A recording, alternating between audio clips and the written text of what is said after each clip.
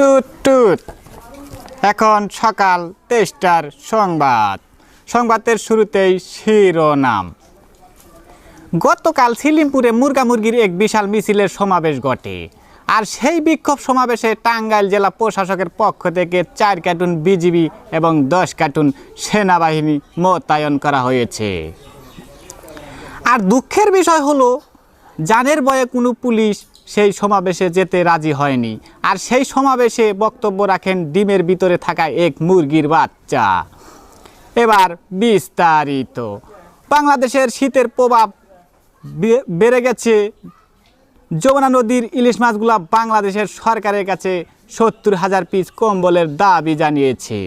আর যদি তাদের কম্বল না দেওয়া হয় তাহলে তারা বাংলাদেশের সীমানা পার হয়ে ভারতে ডুবে যাবে বলে আশা করা যাচ্ছে। Breaking news.